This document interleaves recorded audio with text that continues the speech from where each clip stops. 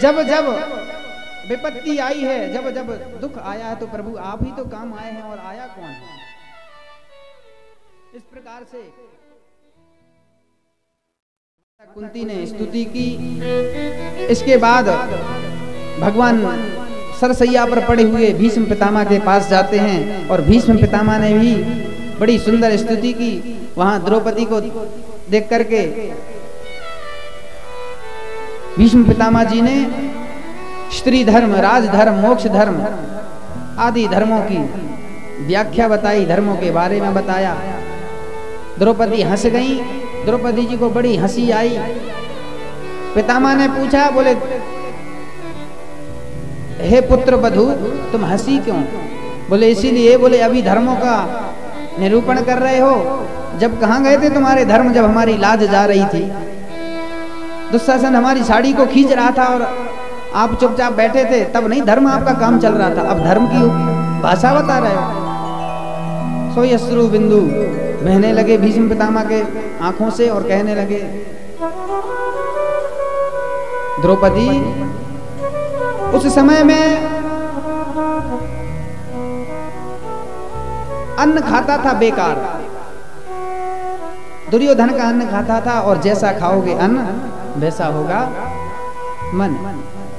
जैसा अन्न खाओगे वैसी मति हो जाती। इसीलिए जितना रक्त मेरे अंदर था सो मैं उन्हीं की तरफ से बोलता था, और अब अर्जुन के बाणों के द्वारा वो खून निकल चुका है। अब इसीलिए मैं धर्मों का निरूपण कर रहा हूं। इस प्रकार से भगवान कृष्ण वहां पहुंचे। कृष्ण भगवान की बड़े ही भाव से भीष्म पितामह ने स्तुति की। इति मति रूप कल्पिता वितृष्णा भगवती सात्वत पुंगवे विभूमि स्वसुखमुपगते क्वचिद विहरतुम प्रकृति मुपेयुषि यद भव प्रभाः। इति मति रूप कल्पिता वितृष्णा, बोले कन्हैया मेरे पास एक मेरी पुत्री है, मैं उसका विवाह आपके साथ करना चाहता हूं। भीष्म पितामह के ये शब्द सुनकर के कन्हैया तो चौंक गए। बोले पुत्री? बोले आपने तो ब्रह्मचारी होने का संकल्प लिया है, शपथ ली है, और आपकी पुत्री कहां से आ गई? बोले इति मति रूप कल्पिता, मैंने अपनी मति को ही अपना पुत्र माना है, पुत्री मानी है। इति मति रूप कल्पिता वितृष्णा, मैं ही उसका पिता हूं, और मेरी जो मति है, और मति से हमेशा तृष्णाएं बढ़ती रहती हैं। ये आ जाए, वो आ जाए, ये मिल जाए, वो मिल जाए। इसलिए ये जो मेरी मति है, ये मैं आपके चरणों में समर्पित करता हूं। तुम सामने हो मेरे, मेरा दम ही निकल जाए, चरणों में प्रणाम करूं, मेरे प्राण निकल जाएं। बोले मेरे प्राण निकलें और आप मेरे सामने हो चतुर्भुज रूप में। वहां खड़े रहे भगवान और अपने प्राणों को भगवान में लीन किया भीष्म पितामह जी ने। आगे सौनक जी कृष्ण कहते हैं, अश्वत्थाम्नोपसृष्टेना ब्रह्म शीष्णो रुतेजसा उत्तराया हतो गर्भा ईशेना जीविता पुनः तस्य जन्म महाबुद्धे कर्माणि च महात्मनाः निधनं च यथैवासीत् प्रेत्य गतवान् यथा। सूत जी से सौनकादि ऋषि प्रश्न करते हैं, अश्वत्थामा के ब्रह्मास्त्र से भगवान ने परीक्षित उत्तरा के गर्भ से जो गर्भ की रक्षा की, उन परीक्षित के बारे में हमें बतलाइए, हमें कथा श्रवण कराइए और कैसे रक्षा कर ली। सूत जी कहते हैं, अंगुष्ठ मात्र ममलम स्फुरत पुरट मौलिनम अपि च दर्शनम श्यामम तड़िद्वास समुच्चितम। बोले एक अंगूठे के रूप में रूप धारण किया था भगवान ने चतुर्भुज, और गर्भ में ही परीक्षित की रक्षा की। इसीलिए हर वस्तु में कृष्ण की ही इच्छा की, इसीलिए उनका नाम परीक्षित पड़ गया। एक बार युधिष्ठिर ने बड़े बड़े ज्ञानियों को, बड़े बड़े ब्राह्मणों को बुलवाया और परीक्षित जी के जन्म का विवरण पूछा। कुंडली बताई, बनवाई, महाराज ये आगे क्या करेगा क्या। तो ब्राह्मण क्या कहने लगे, ब्राह्मण पार्थ प्रजापिता साक्षात दीक्षा कुर्व मानवः ब्रह्मण्या सत्य संदस्या रामो दशा रथिरथ यथा। आपका बालक प्रजापालक होगा, मनु इक्ष्वाकु की तरह सत्य प्रतिज्ञा वाला होगा। ब्राह्मण कह रहे हैं किससे, युधिष्ठिर से, कि आपका जो पौत्र है दशरथ के पुत्र रामचंद्र जी की तरह ये हितकारी होगा। इस प्रकार से नाना प्रकार के उनके वर्णन बताएं। धीरे धीरे राजपाट सौंप करके युधिष्ठिर परीक्षित को और अपने वनगमन की ओर चले गए। इस प्रकार से जब सब कुछ बताया ब्राह्मणों ने, एक बार क्या हुआ, परीक्षित वन में भ्रमण कर रहे थे, शिकार करने के लिए जा रहे थे। उसी समय उन्होंने क्या देखा,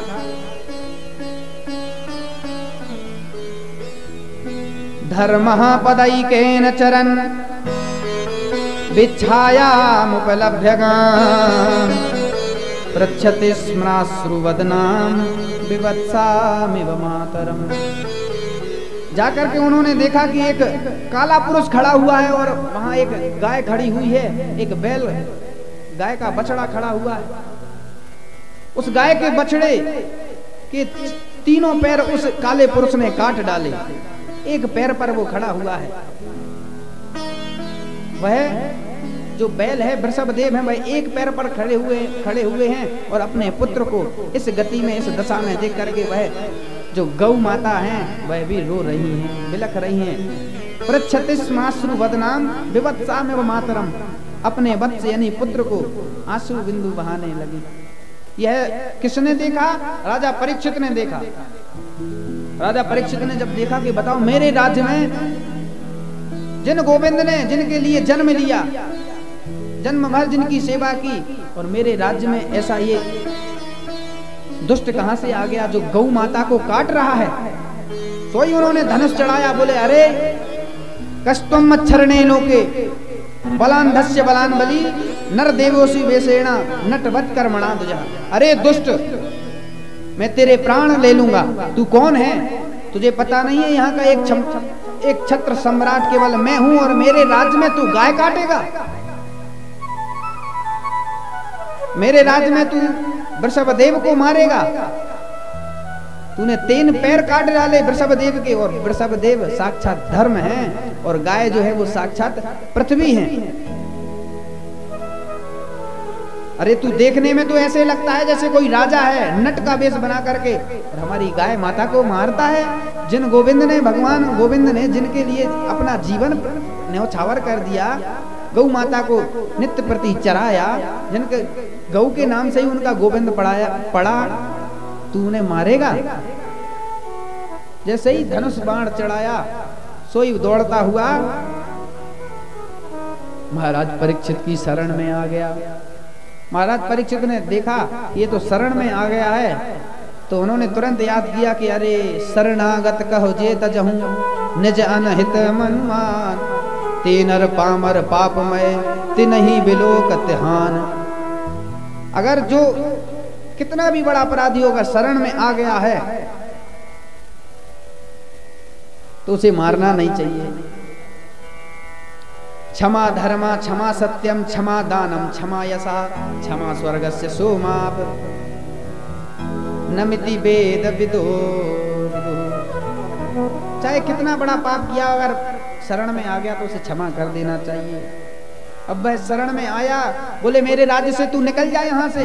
बोले महाराज कुछ स्थान दे दीजिए। बोले ठीक है जा। वो था कौन, काला पुरुष, वो कलियुग था, कलियुग था। उसे स्थान दे दिया। महाराज परीक्षित ने उसे 4 स्थान दिए। कौन कौन से, तस्मैहि स्थानानि कलये ददौ द्यूतं पानं स्त्रिया सूना यत्रा धर्माश्चतुर्विधा। द्यूतम, जहां जुआ खेला जाता हो, जहां जुआ यानी झूठ, जहां जुआ खेला जाता है वहां कलयुग सदैव वास करता है, यानी झूठ होता है। दूसरा शराब, शराब बिकती है, शराब पिबती है, शराब रखी जाती है वहां, शराब यानी अभिमान, उसमें कलयुग का वास होता है। दूसरा और तीसरा स्थान काम, जहां वैश्यागमन होता है, स्त्रियों को मारा पीटा जाता है, स्त्रियों की इज्जत नहीं की जाती है, वहां कलयुग का वास होता है। और चौथा स्थान कौन सा दिया? बोले हिंसा, यत्रा धर्मा चतुर्विधा, धर्म की हिंसा जहां होती हो, जहां कोई धर्म को नहीं मानता हो, वहां तेरा वास होगा। कलयुग को 4 स्थान दे दिए महाराज, गिड़गिड़ाने लगा, बोले 4 दिए स्थान तो सब बेकार ही बेकार दे दिया, झूठ, जुआ, मदरा, काम। बोले एक आध तो अच्छा दे दो, तो बोले ठीक है, क्या चाहिए? बोले जो स्वर्ण दे दो। बोले ठीक है, तो सोने में उसका वास हो गया। अब माता पृथ्वी, जो गाय रूप में पृथ्वी खड़ी हुई, उनसे पूछा, बोले क्या हुआ माता, आप तो साक्षात मुझे ऐसे दिखाई दे रही हैं जैसे गौ के रूप में आप साक्षात पृथ्वी हो। और धर्म वृषभदेव, आप कौन है? आपके 3 पैर किसने काट डाले, क्यों काटे? तो उन्होंने ये नहीं कहा कि ये अधर्म कलयुग ने, बोले ये समय का फेर है, इसीलिए मेरे 3 पैर कट चुके। परीक्षित एक दिन शिकार करने जा ही रहे थे, जंगल में भ्रमण कर रहे थे, उन्हें बड़ी जोर की प्यास लगी। समीक मुनि के आश्रम पहुंचे और वो मुकुट पहने हुए थे। अच्छा, स्वर्ण में कलयुग का वास होता है, लेकिन स्वर्ण में भगवान श्री कृष्ण का भी वास होता है। बोले भाई एक वस्तु में 2-2 वास कैसे हो जाए? बोले इसीलिए अगर सोना हम कोई चीज ला रहे हैं तो भगवान को पास स्पर्श कर दो, भगवान के पास रख दो, तो उसमें कलयुग का वास नहीं होता। और जो भगवान के पास, हम खुद के लिए तो बना ले नाना प्रकार के व्यंजन, पकौड़ी, हर चीज 56 प्रकार के व्यंजन खा लेते हैं, पर भगवान को भोग नहीं लगाते। और गांव में तो अक्सर पूजा कैसी होती है ठाकुर की, सर पकड़ा भगवान का, लड्डू गोपाल का, और एक डंके में डुबाया और सर पकड़ के यूं रख दिया, लो ना उनका तिलक। और कई माताएं, छोटी छोटी बहनें ऐसे करती हैं, शक्कर ली, चीनी ली और ऐसी मुंह में ठूस दी, ले खा ले, मुंह में लगा दी और चली गई, अगरबत्ती घुमाई, जय जगदीश हरे हो गई। वो पता चला शाम के टाइम आजू दे इतने मुंह पे भगवान के इतनी चिंटी बैठी। बोले खाते रहो। जैसे हम अपने बच्चों का पोषण करते हैं, अपने बच्चों को मनाते हैं, बच्चों को रखते हैं, उस प्रकार रखो ना। 10 मिनट कोई काम कर रहे थे, 10 मिनट लेट हो जाएगा, बड़े भाव से करो। हमारे वृंदावन में एक गोपाल की माँ है, उन्हें सब गोपाल की माँ बोलते हैं। गोरेदाऊ जी के, आप तो गए हैं, गोरेदाऊ जी के जस्ट सामने जो गली गई है तरास मंदिर के पास में, उससे पहले ही एक गोपाल की माँ के नाम से आश्रम है, उन्हें गोपाल की ही माँ बोलते हैं। तो वो भोजन बनाएंगी तो गोपाल के लिए, खाएंगी तो गोपाल के लिए। अगर कुछ बिगड़ता है तो जैसे अपने बच्चे को मार देते हैं, तो जाकर के लड्डू गोपाल में थप्पड़ भी दे लेते हैं। तूने जे काम बिगाड़ दियो, जे कर दियो, अब ऐसो करवावेगो, तू मानेगो ना, मुझे ना दिखे, मेरी अवस्था को ना दिखे, मैं बूढ़ी है चुकी हूँ, तो काम ना करे, कछु काम ना आवे। तो एक भाव होता है, भाव देखना। भगवान तुम्हारे शक्कर के, तुम्हारे और नाना प्रकार के व्यंजनों के भूखे नहीं है, केवल भाव मांगते हैं। विदुर जी की विदुरानी ने तो केवल छिलके खवा दिए थे, केला नहीं खवाया था। तो सबसे बड़ा प्रेम है, सबसे ऊंची प्रेम सगाई, प्रेम बड़ा होता है। परीक्षित वन में जाते हैं और देखा उन्होंने